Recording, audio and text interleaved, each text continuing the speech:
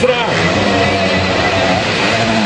a gas spalancato si tiene bassa, CRF sul dente che porta sulla prima salita e ora discesone centrale.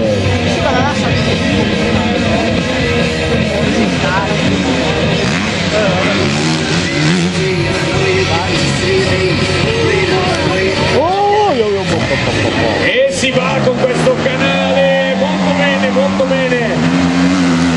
Con il canale centrale, intanto giro di lancio che per Maurizio Biondo potremo vedere tra pochissimo, ma noi seguiamo intanto l'azione.